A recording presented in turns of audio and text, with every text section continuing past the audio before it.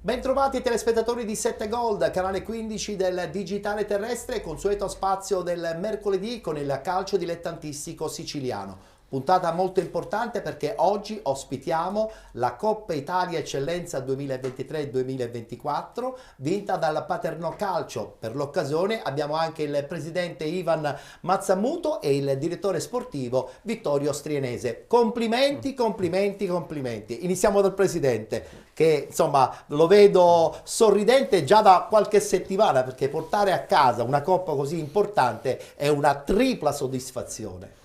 Sì, intanto buon pomeriggio a tutti. Assolutamente sì, per Paternò è stato davvero un evento storico perché Paternò non aveva mai vinto una coppa, quindi questa è la prima e probabilmente sarà ricordata da tutti proprio per questo motivo. Ci auguriamo di vincerne altre. Però sicuramente questa rimane, allora lo possiamo dire. Questa però è sicuramente rimarrà per sempre, per sempre la prima. La soddisfazione è anche di averla vinta in un campo importante come quello di Barcellona Pozzo di Gotto contro una società che vuole entrare abbastanza prepotentemente nel mondo del calcio, la super giovane Castelbuono, che per qualche minuto vi ha dato un po' di fastidio nella partita finale. No, assolutamente sì, perché devo dire che è davvero un'ottima squadra, una buona società. Paradossalmente, quando abbiamo avuto la superiorità numerica, abbiamo giocato peggio rispetto a quando eravamo 11 contro 11, perché nel primo tempo abbiamo avuto diverse occasioni per passare in vantaggio. Poi, quando siamo rimasti in doppia superiorità numerica, mentalmente probabilmente i ragazzi sono un po' crollati. Però voglio dire, alla fine l'importante era vincere la Coppa, l'abbiamo portata a casa e di questo siamo estremamente orgogliosi. D'altra parte tutta la comunità di Paternò vi ha seguito, no, per questo evento importantissimo per la storia calcistica. Sì, i nostri ultras ci hanno sempre seguito e poi ce n'erano tanti anche collegati con le TV che trasmettevano la partita, incollati allo schermo. Direttore, ma da questa partita importante con la super giovane Castelbuono, da questa vittoria di Coppa, continua questa striscia positiva in prospettiva 18 febbraio, quando ci sarà lo scontro contro l'Enna Calcio? Sì, certo, vincere è da vincere.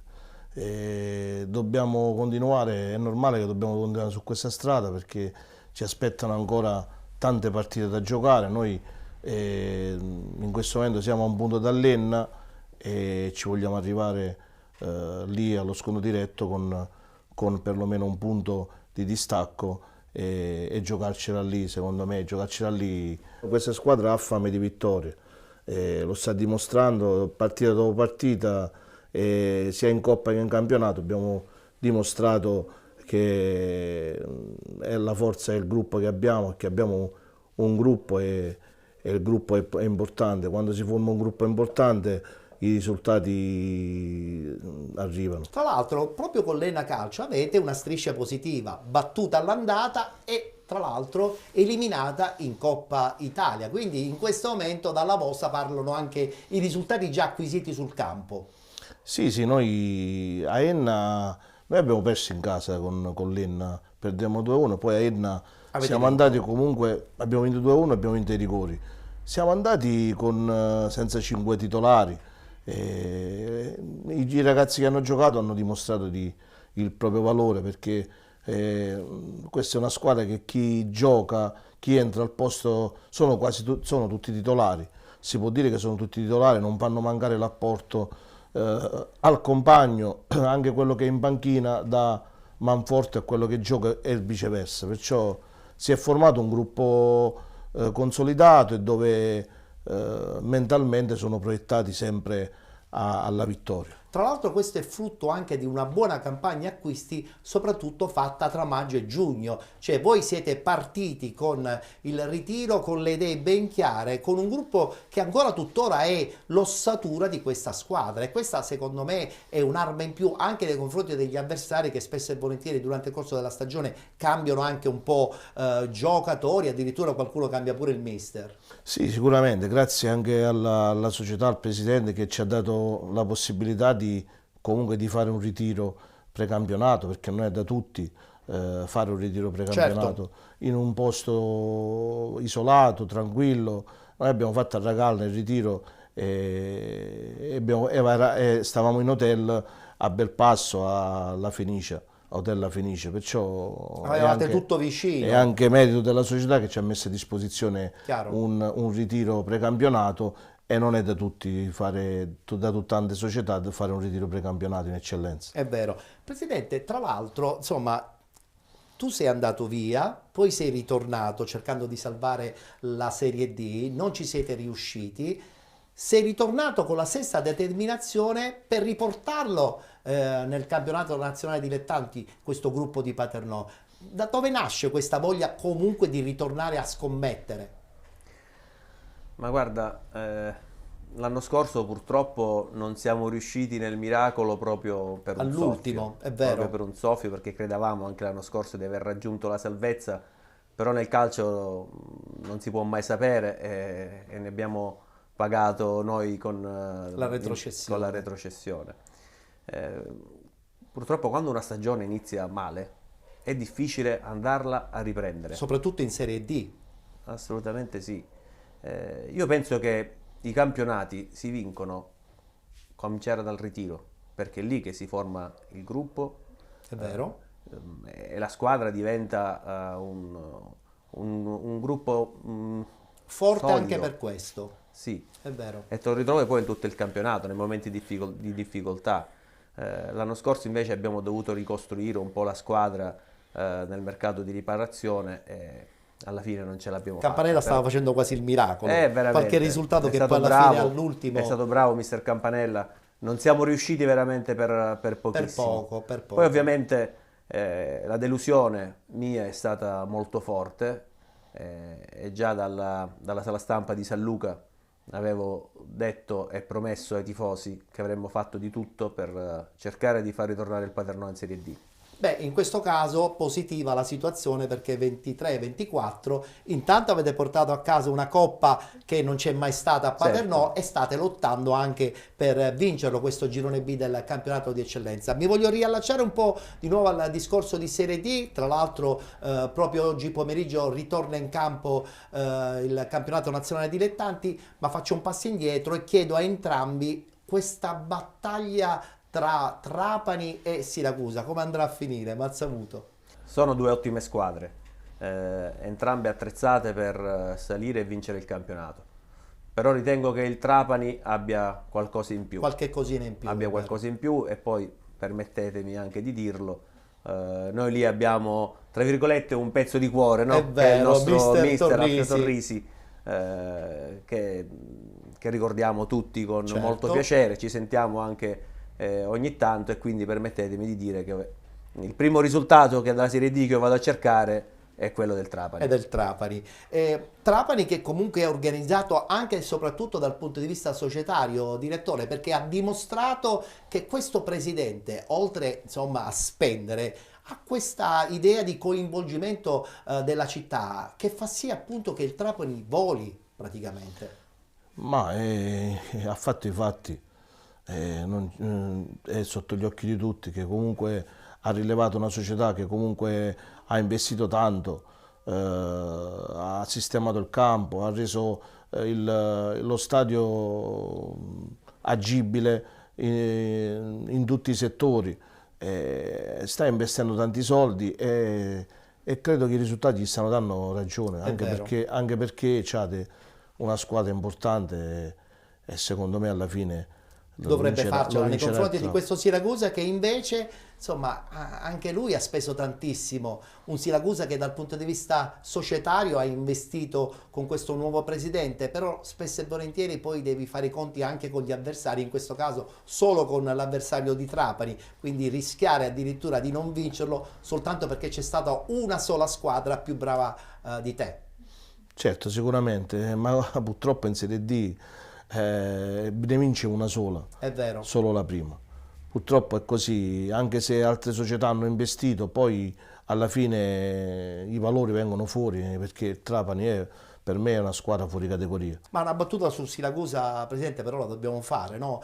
Questo Siracusa che comunque al suo interno ha senz'altro giocatori di categoria importanti, quasi quanto il Trapani. Sì, assolutamente, ha pescato anche molto dal Catania con Sarao, Russotto, sì, Forchignone, quindi la squadra è davvero forte.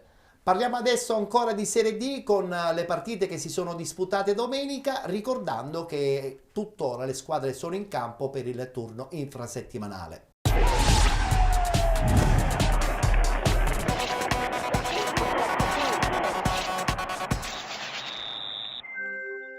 Si è giocata la quinta giornata di ritorno, eccola qui la schermata con i risultati. Ragusa Calcio batte Real Casalnuovo 2-1, Castrovillari Vibonese Calcio 1-1, FC Trapani batte Acragas 4-1, Locri 1909 batte Gioiese 1918 3-0, vittoria della Nuova Igea Virtus 3-1 contro il Portici, pareggio tra San Luca e Città di Aciriale.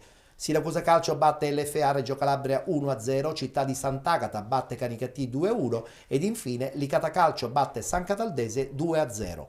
In testa abbiamo dunque la conferma di Alfio Torrisi con il suo Trapani, al primo posto con 59 punti, con 55 Siracusa Calcio insieme alla Vibonese, 36 punti LFA Reggio Calabria, Città di Sant'Agata e Real Casalnuovo, 33 punti Licata Calcio con 32 Ragusa Calcio con 28 Città di Aciriale, 26 punti Agragas, 25 per il Canicattì, 24 San Cataldese, con 23 Nuova Igea Virtus, 22 Locri 1909, 20 punti Portici, 18 per il San Luca, con 10 il Castrovillari, chiude la classifica la Gioiese 1918 con 4 punti. Sono già in campo per la sesta giornata le squadre del campionato nazionale dilettanti, eccola qui la schermata: Acragas Castrovillari, Canicattì Ragusa Calcio, Città di Aciriale Siracusa Calcio, LFA Reggio Calabria Portici, Locri 1909 Città di Sant'Agata, Nuova Igea Virtus Licata Calcio, Real Casalnuovo FC Trapani, San Cataldese Gioiese 1918, riposano Vibonese Calcio e San Luca.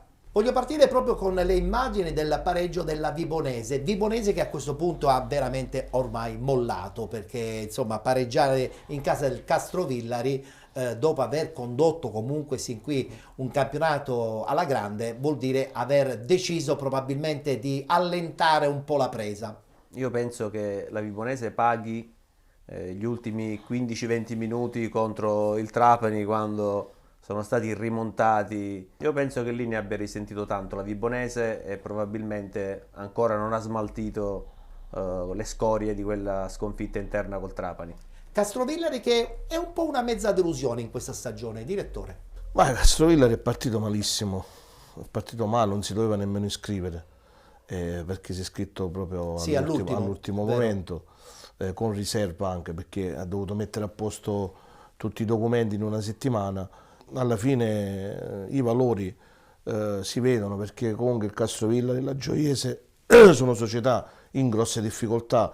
Il Locri stesso che si è sistemato un po', il San Luca che ha cambiato società e si è sistemato. Queste erano un po' le squadre che erano in grosse difficoltà all'inizio, sia per l'iscrizione che sia per il proseguo del campionato, dell'inizio del campionato. Perciò dico, i valori alla fine sono quelli che diciamo ti dà la classifica attuale. Parliamo dell'Acragas, contro questo Trapani era impossibile cercare di portare a casa qualche punto.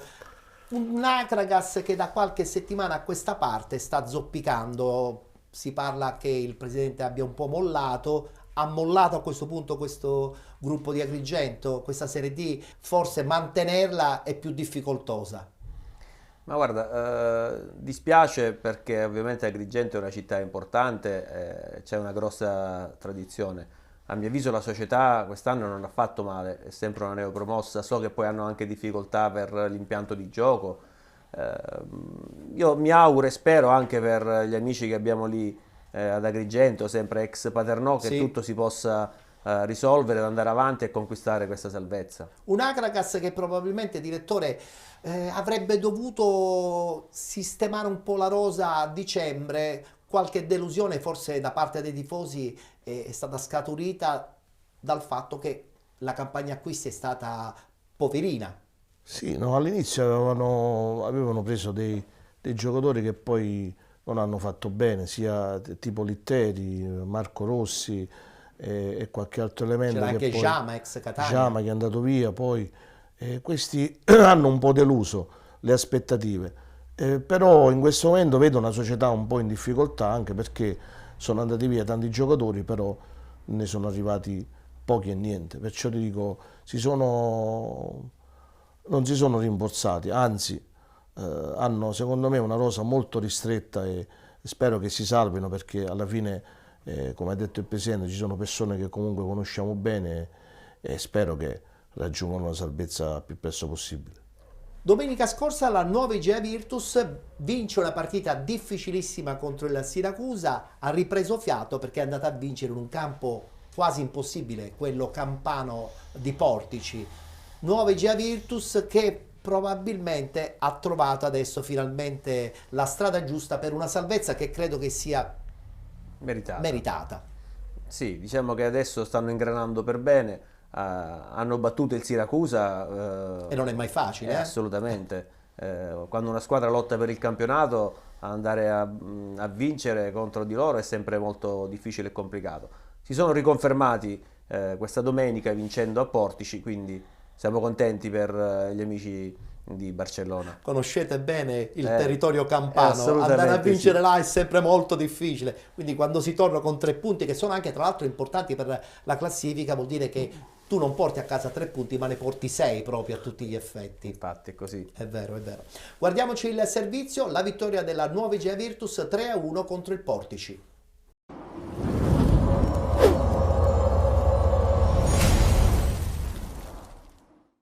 L'Igea Virtus si rimonta, supera a domicilio i campani nello scontro diretto in chiave salvezza e centra la seconda vittoria di fila che consente ai giallorossi di confermarsi fuori dalla zona play-out. Gara in salita per i barcellonesi che al 26esimo si vedono assegnato contro dal signor Vincenzi un calcio di rigore per un fallo su Pelliccia, con Maione che dal dischetto batte Staropoli mettendo in discesa la gara per i suoi. Ma nella ripresa l'Igea Virtus ribalta tutto. Al 71esimo infatti è capitano Giovanni Biondo a rimettere tutto in parità, girando alle spalle di De Luca l'invito dal fondo di Catanzaro e firmando così il gol dell'1-1, il suo secondo centro in campionato. Passano 2 minuti e Calafiore mette in aria con il pallone che giunge a Trombino, che viene atterrato per il fischietto di Bologna e calcio di rigore che lo stesso Trombino realizza spiazzando De Luca e siglando così la sua prima rete in maglia giallorossa. Vittoria che i ragazzi di Di Gaetano mettono in cassaforte al minuto 93, quando Longo apparecchia per Ordonez, che da pochi passi non sbaglia il gol del 3-1 per i barcellonesi e che gli vale come primo sigillo in campionato. La seconda vittoria di fila consente all'Igea Virtus di portarsi in classifica, quota 23 punti in zona salvezza e con una lunghezza di vantaggio sulla bagarre play-out. Mercoledì turno infrasettimanale di campionato e i barcellonesi saranno impegnati in casa contro il Licata.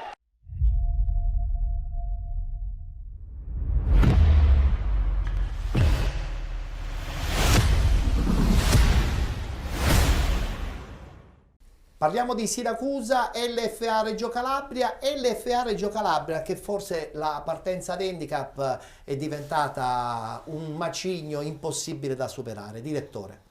Sì, sono partiti in un grosso ritardo, hanno cercato di prendere giocatori di valore, ci sono riusciti, ma il ritardo purtroppo ha fatto sì che i risultati sono altalenanti, non sono continui, perciò non facendo un ritiro precampionato, non preparando la squadra dall'inizio, hanno avuto un po' di difficoltà. Guardiamoci gli highlights con la vittoria appunto del Siracusa 1-0 contro l'LFA Reggio Calabria.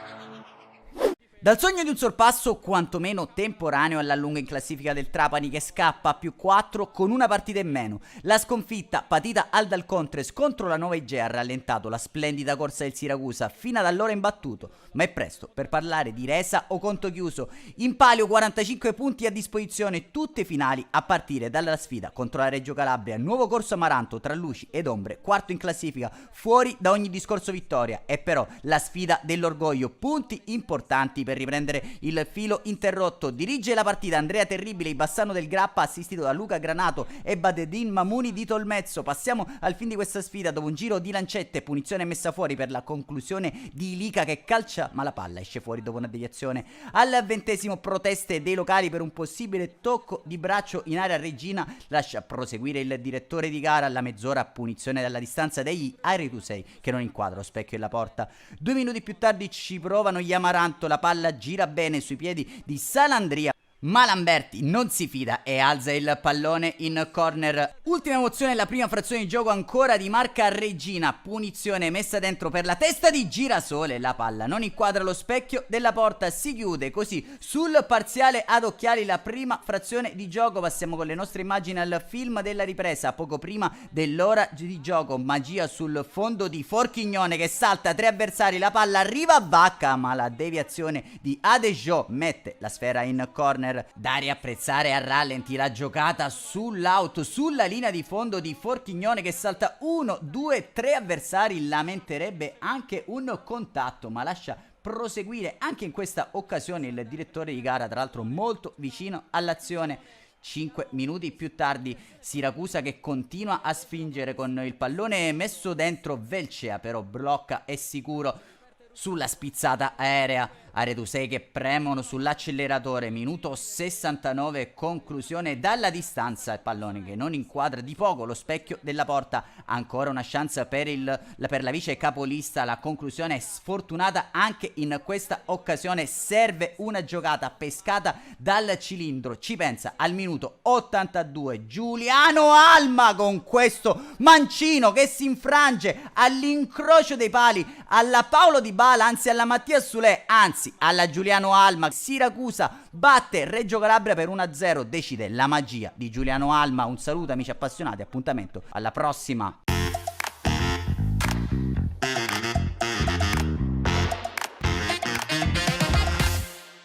Lo sapevamo che sarebbe stata una partita di sofferenza, sapevamo che sarebbe stato difficile, però siamo stati grandi, nel senso sia nel modo di interpretarla da un punto di vista tattico, sia da un punto di vista dell'aggressività, della motivazione, del combattere pallone su pallone. L'abbiamo preparata così ed è andata bene e siamo felicissimi, ma non avevamo dubbi perché abbiamo una grande fiducia in questo gruppo. Questa è la vittoria di tutti quanti, l'orgoglio è venuto fuori e abbiamo portato questi 3 punti a casa, quindi non penso a me, penso veramente a tutto lo staff, alla squadra, alla dirigenza e al mister che oggi era fuori.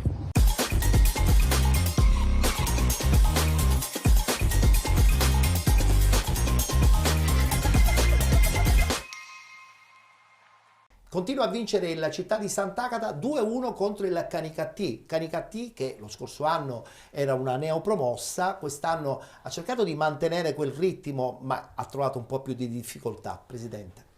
Sì, non tutti gli anni sono uguali. Il Canicattì però ritengo che sia una buona squadra, anche se in questo momento sta zoppicando.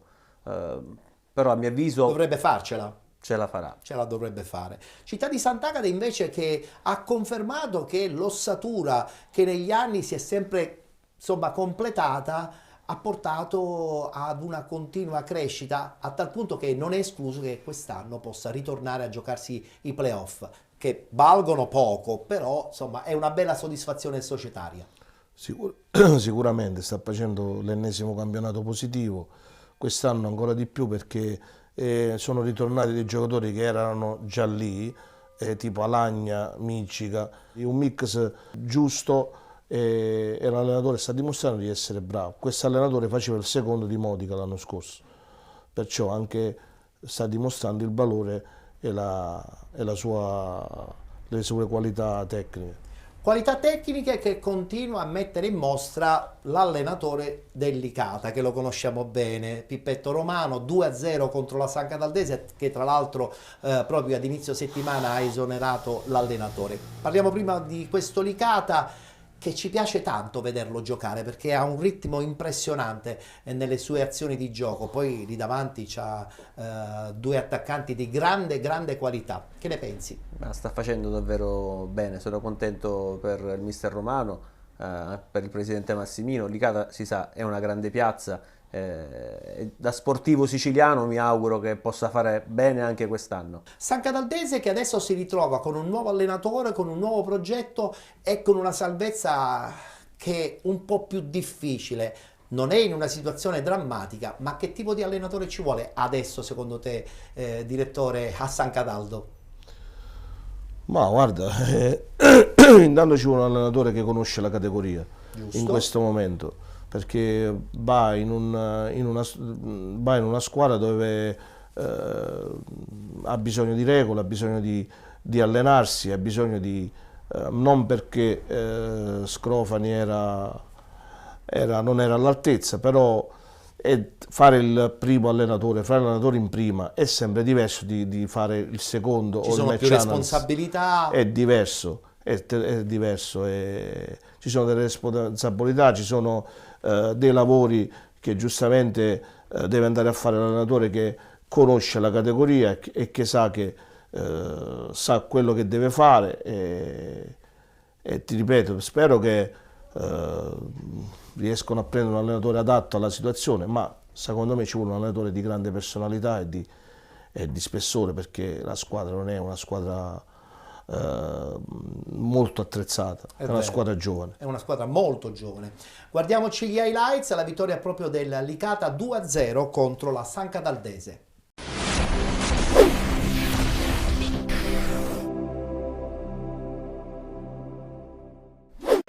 Sold out il settore ospiti, 120 biglietti a disposizione per la tifoseria verde Amaranto, che ha risposto presente all'appuntamento acquistando tutti i ticket validi per questa trasferta. Pino, pallone in avanti, l'inserimento di Rotulo che ha un buon corridoio davanti a sé, la sterzata e il tiro di Rotulo. 1 metro sopra la traversa, invocava il pallone Saito. Rotulo sul primo palo, traversa, la traversa, poi il pallone arriva a Lanza. Murgia sulla tre quarti, apre un pallone largo verso Giannone, la rimette in mezzo, Currò, Minacori, il Licata è in vantaggio, il Licata è in vantaggio, un pallone con una doppia torre, prima di Giannone e poi di Currò per Minacori che da 1 metro dalla porta doveva solo spingere dentro. 9 gol in campionato per il bomber di Ravanusa, cambia il risultato, minuto 18 e 30 secondi, Licata 1, San Cataldese 0, Calogero Minacori. Pino avanza, si mette in proprio, pallone a Rotulo, Rotulo carica ancora una volta il destro e la toglie stavolta Dolenti, da sotto l'incrocio. Van Murgia, pallone in aria, Minacori, il tiro di Calaiò, palla sulla linea, salvata da Dolenti. C'è Lanza, ancora Rotulo, sempre Orlando a sinistra, Rotulo mette verso Saito, palla arriva Currò che sbaglia un rigore praticamente. Adesso si propone Sino, palla che arriva a Mazza, la chiusura di Pino. Ottima, poi supera anche Danfà e adesso il contropiede del Licata. Pino allarga bene a sinistra per Minacori, Minacori affrontato da Brumat, Minacori sul Maggino, Minacori, doppietta, doppia cifra, cambia il risultato, 8° minuto della ripresa, si piegano ancora i guantoni di Dolenti ed è il raddoppio del Licata con Calogero, Minacori, ma grandissimo merito a Simone Pino che dalla difesa ha strappato il pallone a Mazza, l'ha preso pure di forza sul contrasto di Danfà, ha servito Minacori che poi tutto da solo ha apparecchiato e ci ha deliziati con il gol del 2-0. Zerbo, punizione in aria, Pino, attenzione il tiro, Valenti la blocca in 2 tempi sulla linea. Abercon con il sinistro, Dolenti, ma ancora il gioco, il pallone, Rotulo, ancora Dolenti, palla che rimane nell'area piccola e poi liberata, fischietto in bocca per Borghi, triplice fischio, game over al Saraceno, il Licata regola 2-0 la San Cataldese con una doppietta di Minacori, seconda vittoria consecutiva e un Licata finalmente ritrovato e che mercoledì prossimo andrà di scena a Barcellona Pozzo di Gotto contro l'Igea Virtus.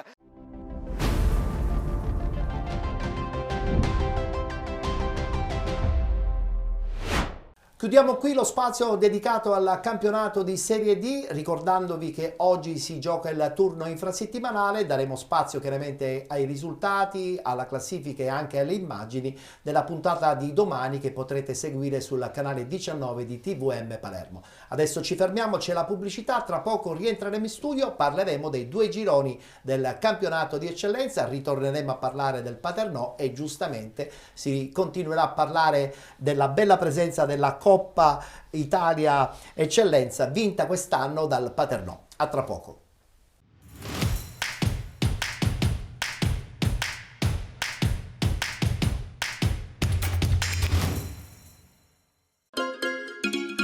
Benvenuti da Giada Immobiliare.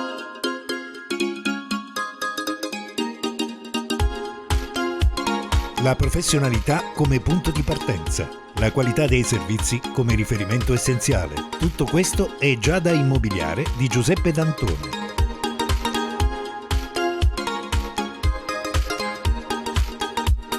Servizi di compravendita ed affitti, supporto per concessioni mutui e consulenza finanziaria ed inoltre assistenza a partecipazione ad aste giudiziarie e consulenza tecnico-legale. Giada Immobiliare, via Etnea 734, Catania. Info 095 61 74 981 oppure 095 61 74 973. Visita il sito con le nostre proposte www.giada-immobiliare.it. Giada Immobiliare, insieme a te per comprare e vendere.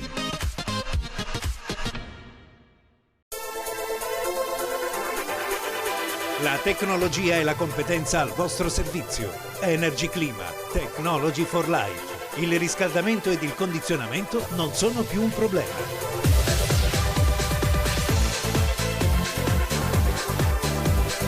Da Energy Clima, servizio, qualità ed efficienza nel montaggio e smontaggio. Ed inoltre smaltimento del vostro vecchio impianto.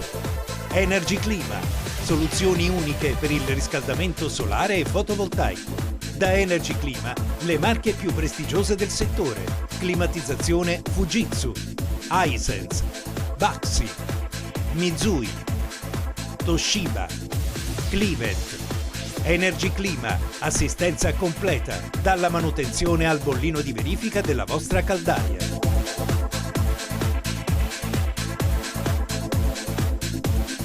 Pagamenti con rateizzazione agevolata ed inoltre detrazione fiscale tramite pratica Enea. Energy Clima. Visitate il nostro punto vendita a San Giovanni La Punta in via Montello 7/A. Infoline 095 80 37 031. Energy Clima, Technology for Life.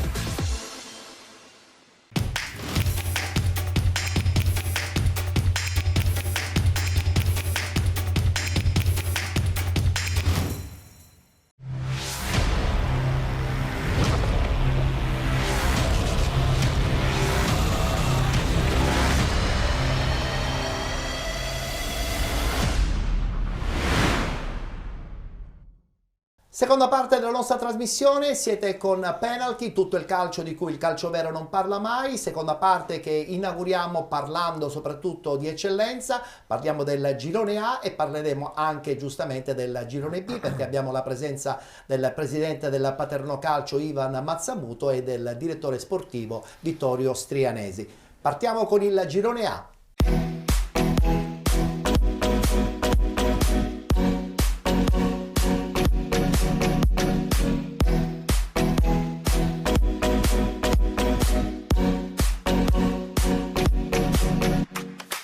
Quarta giornata di ritorno, eccola qui la schermata dei risultati. Unitas Sciacca batte Athletic Club Palermo 3-1, Castellammare batte Casteldaccia 5-0, Don Carlo Misilmeri batte Geraci 2-0, pareggio tra Folgore Castelvetrano ed Aspra, 1-1 anche tra Fulgatore e Oratorio San Ciro e San Giorgio, Mazzara 46 Accademia Trapani 0-0, vittoria fuori casa del Profavara 2-1 contro la Nissa FC ed infine Mazzara batte Supergiovane Castelbuono 3-2. Vince lo scontro diretto il Profavara ed accorcia in classifica. Adesso sono soltanto 3 i punti che distaccano la squadra agrigentina dalla Nissa FC. Ma guardiamo la classifica. Nissa FC 52 punti con 49 il Profavara, 36 Mazzara 46. 32 Castellammare, con 31 punti Super Giovane Castelbuono, 27 Unitas Sciacca ed Athletic Club Palermo, 23 punti Geraci, 22 Don Carlo Misilmeri, 21 Folgore Castelvetrano, con 19 Oratorio San Ciro e San Giorgio, 17 per Accademia Trapani e Casteldaccia, 13 punti Fulgatore e Mazzara, chiude la classifica l'Aspara con 11 punti. Partiamo subito da questo big match, vincere in casa della Nissa imbattuta praticamente dall'inizio di stagione è difficilissimo, ce l'ha fatta il Pro Favara. Che cosa succederà adesso? Sia a Caltanissetta ma soprattutto a Favara. Presidente. Ce l'ha fatta davanti a 4.000 spettatori. Quindi impensabile per un campionato di eccellenza. Infatti. Non mi aspettavo questa vittoria del Pro Favara, anche se mi fa piacere per Gaetano Catalano, ex per Fabrizio Bontempo, certo, perché noi vedi, li seguiamo tutti i nostri sì, è vero, è vero. Partono tutti da Paternò. Sì, no. Fra l'altro sono passati anche in svantaggio, quindi hanno avuto poi la forza di andare a pareggiare e poi a ribaltare questo risultato. Sarà fino alla fine un campionato avvincente, però mi sa che la Nissa difficilmente perderà altre partite. È vero, difficilmente perderà le altre partite e la Pro Favara soprattutto non ne deve più perdere, non deve perdere più punti strada facendo prima della fine della stagione, con la possibilità addirittura di non giocarsi neanche i play-off. Questo è a vantaggio per la squadra di Catalano, perché può preparare appunto i play-off nazionali con più tranquillità. Sì, in questo momento il distacco forse è di più di 9 punti. Sì, forse. Abbondante, 49 con 36. E allora sì, non potrebbe nemmeno fare i playoff, però 3 punti sono, diciamo, sono raggiungibili anche facilmente. Basta fare un passo falso la Nissa qualche altra partita e... Però il presidente, però il presidente io dico, ha detto che insomma il passo falso è difficile che lo no, faccia adesso io dico che sarà difficile, anche io la stessa cosa, anche perché la Nissa ha fatto una scia di vittorie consecutive impressionanti, poi è normale, ci può stare perdere una partita contro la diretta concorrente, però comunque ha un vantaggio sempre di 3 punti che non è facile prenderli, non è facile perderli. È vero. Guardiamoci il servizio, la vittoria fuori casa del Pro Favara 2-1 in casa della Nissa.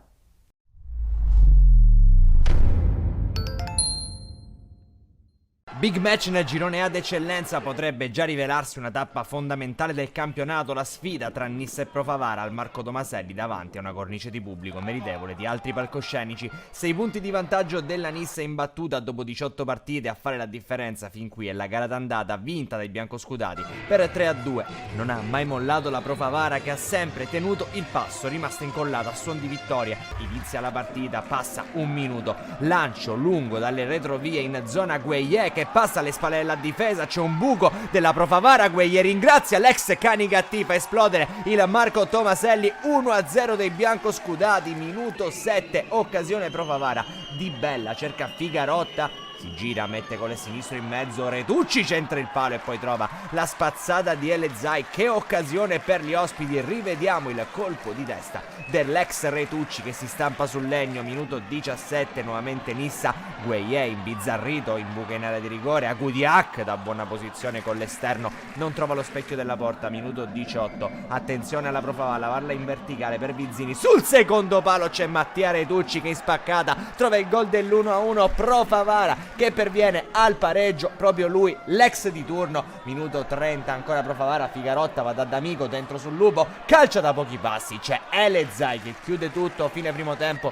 al Tomaselli, gara vibrante quella tra Nissa e Pro Favara, fin qui decisa dalle reti di Gueye e Retucci. Passiamo col film della ripresa, 56esimo, Esposito in azione personale, brucia Di Bella che lo stende, l'arbitro lascia proseguire tra le proteste dei locali che volevano un calcio di rigore, minuto 60, entra Semenzina al posto di Gueye, passano 3 minuti, la Nissa ci prova, pennellata di Privitera, girata di Agudiak, colpo di testa che sfiora il palo, 72esimo, entra Blas al posto di Dall'Oro, minuto 74, calcio di punizione per la Pro Favara, Figarrotta mette dentro, Lupo colpisce di testa, la prolunga per Lucarelli, gol dell'1-2, la Pro Favara rimonta la Nissa al Marco Tomaselli, una rete che potrebbe risultare pesantissima per l'economia di tutto il campionato. Nel frattempo entra Rossi all'85esimo, rischia di dilagare il Pro Favara, recupero palla di Caternicchia che prova il diagonale, si spegne largo, minuto 88. Lupo in proiezione offensiva, entra in area di rigore, pensa alla conclusione, la effettua, finisce sballata oltre l'incrocio, ma il triplice fischio. È una grande vittoria quella del Pro Favara che fa 2-1 in casa della Nissa e riapre completamente il campionato.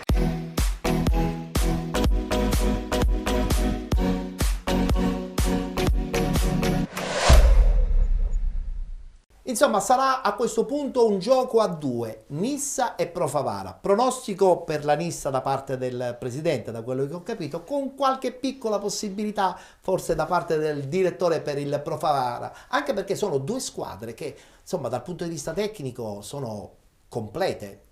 Non manca nulla ad entrambe, presidente. Sì, sì. Entrambe hanno allestito delle squadre veramente di categoria, ci sono giocatori anche di categoria superiore. Quindi complimenti a entrambe le società e speriamo che fino alla fine sia avvincente anche questo campionato. L'unica che potrebbe insomma cercare di recuperare punti è il Mazara 46, ma da un paio di settimane a questa parte sembrerebbe insomma cosciente che recuperare questi punti di distacco nei confronti del Pro Favara è un po' difficile.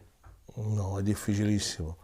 Per non dire impossibile. Impossibile, è vero. Impossibile, perché non ha l'organico che c'ha il Favara e c'ha la Nissa. Portiamo pagina, adesso parliamo del girone B.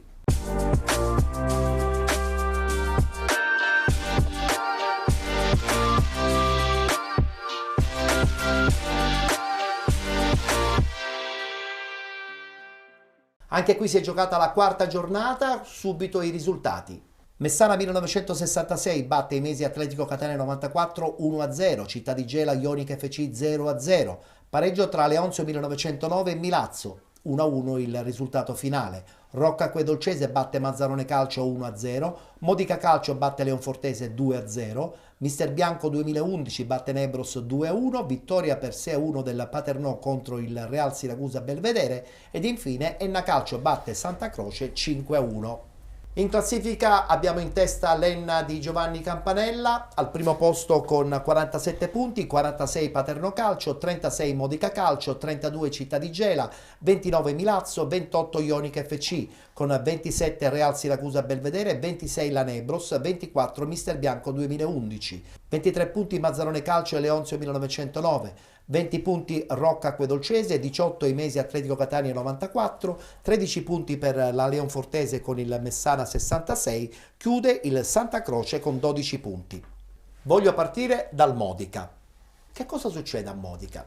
Perdi, ritorni a vincere, insomma questi risultati hanno un po' fatto capire che la continuità in questa categoria premia. Probabilmente a Modica è successo che questa continuità non è arrivata neanche con il cambio di allenatore. È una crisi ancora recuperabile?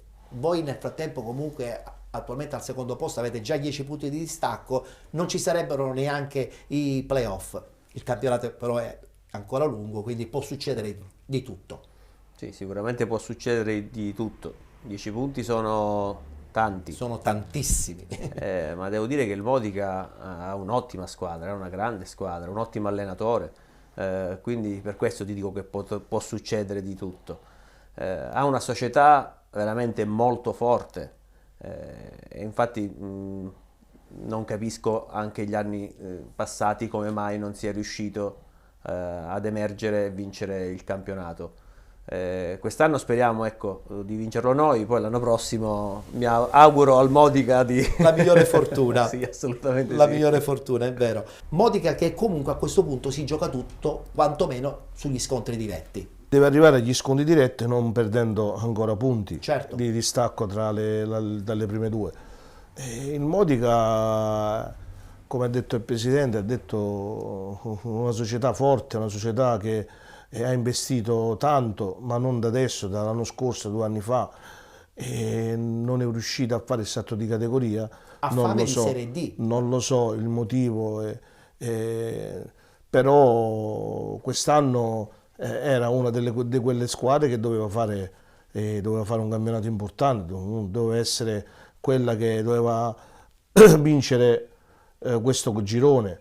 però il calcio è imprevedibile, tutto può succedere. In questo caso a favore vostro, per cui ben venga. Parliamo dell'Enna che vince facile contro il Santa Croce e ci guardiamo il servizio.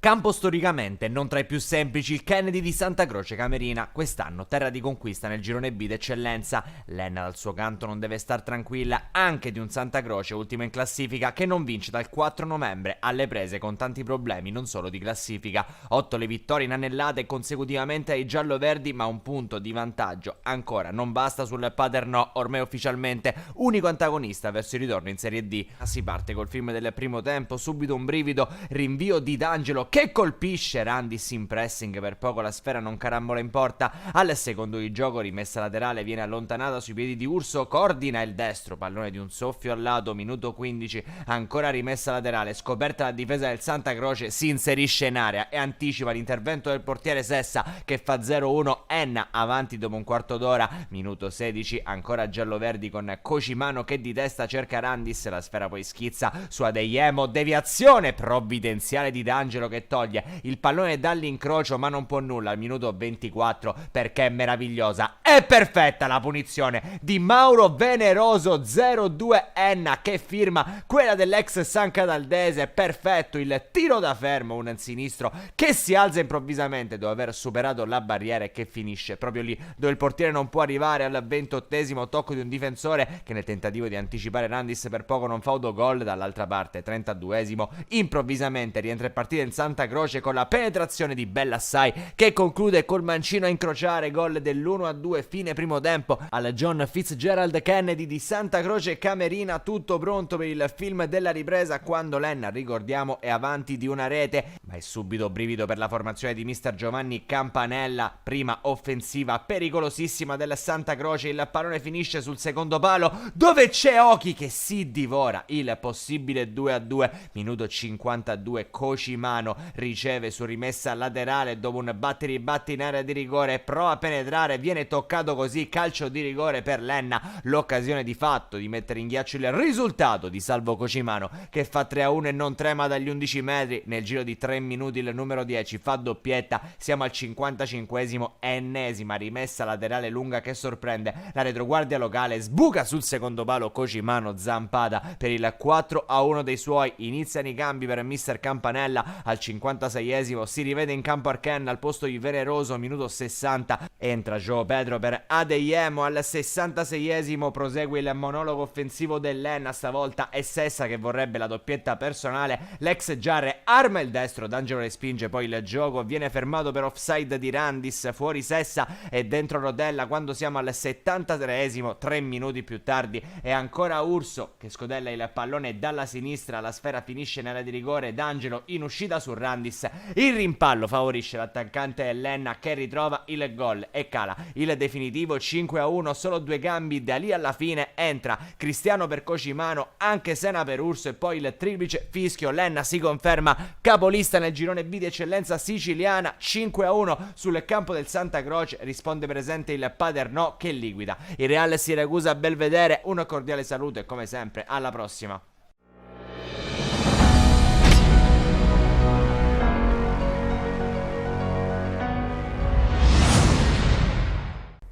Vincere a Santa Croce non è certamente un'impresa, l'Enna soprattutto in questo momento non può perdere punti, Presidente. No, sicuramente è una squadra che ambisce a vincere il campionato, non poteva andare a pareggiare a Santa Croce. Anche perché voi avete spinto bene con una vittoria secca contro il Real Siracusa Belvedere. Io ti devo dire che ero molto preoccupato all'inizio di questa partita perché temevo i troppi festeggiamenti, un rilassamento il mentale. rovescio della medaglia, della vittoria di Coppa. Anche inconscio, sai, infatti prima della partita ero andato da Vittorio, ero andato dal mister, ero andato dal capitano per cercare di capire un po' e stimolarli e tutti mi hanno rassicurato, compreso il capitano, mi ha detto Presidente non si preoccupi. Tranquillo. Allora mi ha rassicurato, salvo Memone, allora magari mi sono un po' più tranquillizzato e poi subito al primo minuto mi hanno fatto il gol e quindi che dovevo dire? Le cose sono andate bene subito, è vero, è vero. Come si prepara questa partita di giorno 18 contro l'Enna, direttore? Nel frattempo vediamo intanto le immagini di questa bella vittoria vostra proprio contro il Real Siracusa Belvedere. Si prepara da sola questa partita, non c'è bisogno di dire niente alla squadra da sola, perché è una partita che aspettano tutti, è una partita che ha grandi stimoli, ti dà grandi stimoli e noi sicuramente ce la giocheremo alla grande. Anche perché ve la giocate con giocatori esperti e in questa categoria l'esperienza fa tanto. Avete questa ossatura della Ragusa che ha vinto Coppa e campionato qualche anno prima proprio con Mister Raciti. Questa cosa serve? Sì, no, questa cosa serve, però sono arrivati anche altri giocatori che hanno dato grande manforte a questa squadra. Sono arrivati giocatori come Micoli, come Insidis,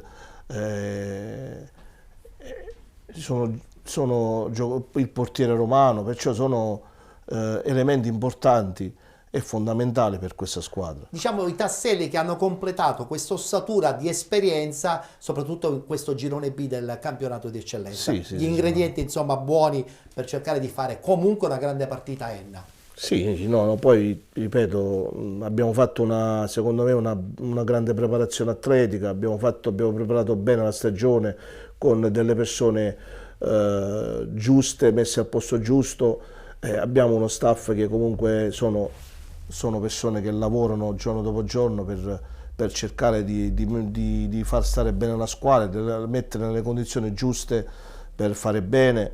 La società sinceramente non ci ha fatto mai mancare niente, qualsiasi cosa che noi abbiamo avuto bisogno è stata sempre presente e i risultati non si ottengono così facilmente. È vero, è vero. Per chiudere su questo girone B del campionato di eccellenza io volevo parlare di Messana e di Mesi Atletico Catania che hanno aspettato tantissimo a dicembre cercando di salvare una stagione, soprattutto il Messana che ha rivoluzionato completamente il quadro tecnico con l'inserimento anche di giocatori di categoria. Io credo che un centravanti come Cannavò insomma non lo prendi nel gruppo così facilmente.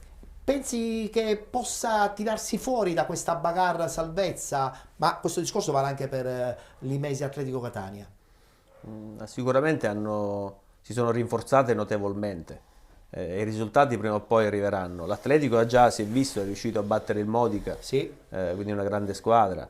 Il Messana si è rinforzato parecchio con diversi calciatori, tra cui spicca sicuramente Cannavò che è un attaccante che anche potrebbe Biondo stare tranquillamente in Serie D. Ce la potrebbero fare. Ce la potrebbero fare. Sarà una bella bagarre. Insomma, questo girone B di eccellenza ci regalerà sicuramente delle emozioni sino al termine, sia per quanto riguarda la testa, ma anche in questo caso nella zona retrocessione. Per chiudere la puntata, voglio ritornare a parlare della bella vittoria di Coppa. L'emozione più bella che hai avuto subito dopo aver vinto questa partita, quando ti sei ritrovato da solo con questa Coppa che ho visto in parecchie fotografie, non l'hai quasi abbandonata poi. No, diciamo che io poi l'ho abbandonata perché è stata portata, io simpaticamente dico in processione in tutta la città.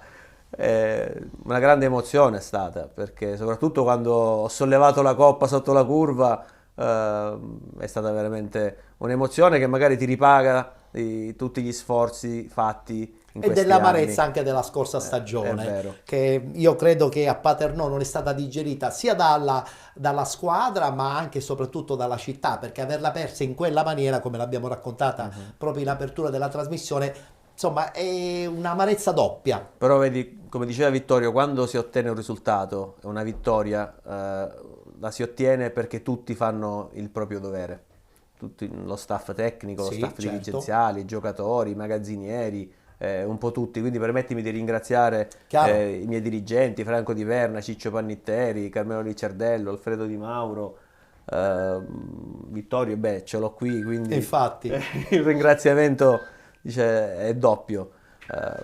Ci tengo perché, ti ripeto, l'unione fa la forza e siamo davvero un gruppo unito sia a livello dirigenziale sia a livello di staff tecnico e i giocatori. Sono gli ingredienti giusti per far sì che questo Paternò, chissà, possa fare il double. Raciti ci ha un po' abituato perché lo ha già fatto proprio con il Ragusa sia in promozione che in eccellenza.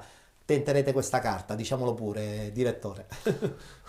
Ma guarda, noi ce la giocheremo, come ho detto prima, anche perché abbiamo tutte le carte in regola per giocarcela, perciò abbiamo uno staff preparato, un mister che è un giovane emergente, secondo me farà strada perché è meticoloso, cerca di preparare al meglio le partite e c'ha uno staff, il secondo che è Truglio, poi c'è il preparatore dei portieri Condorelli, che è uno staff affiatato e c'è staff, squadra, società e città.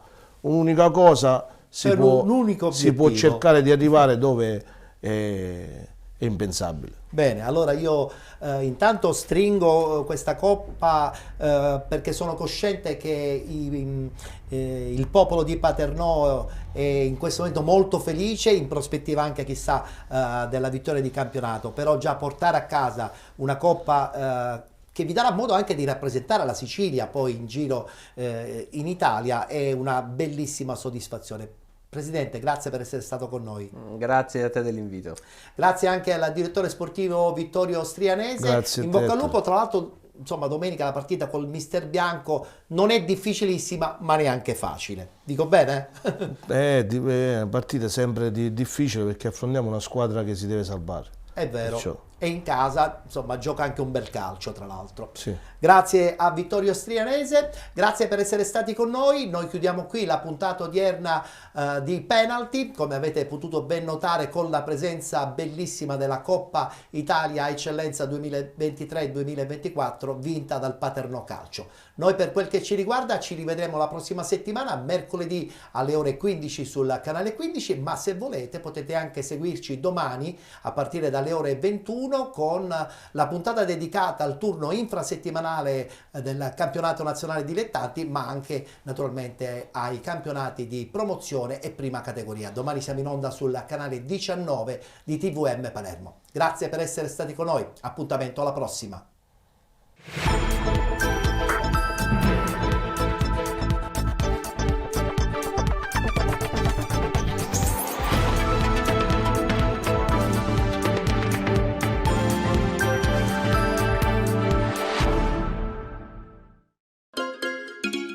Benvenuti da Giada Immobiliare.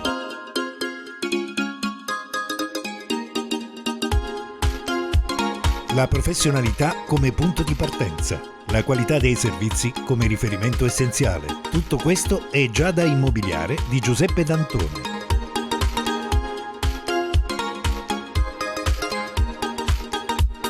Servizi di compravendita ed affitti, supporto per concessioni mutui e consulenza finanziaria ed inoltre assistenza a partecipazione ad aste giudiziarie e consulenza tecnico-legale. Giada Immobiliare, via Etnea 734, Catania. Info 095 61 74 981 oppure 095 61 74 973. Visita il sito con le nostre proposte www.giada-immobiliare.it. Giada Immobiliare, insieme a te per comprare e vendere. Figli di buona madre, figli di buona madre. Figli di buona madre, figli di buona madre. Figlio nazionale. Oh, man. Figli di buona madre, figli di buona madre. I love you, go back. Figli di buona madre, figli di buona madre.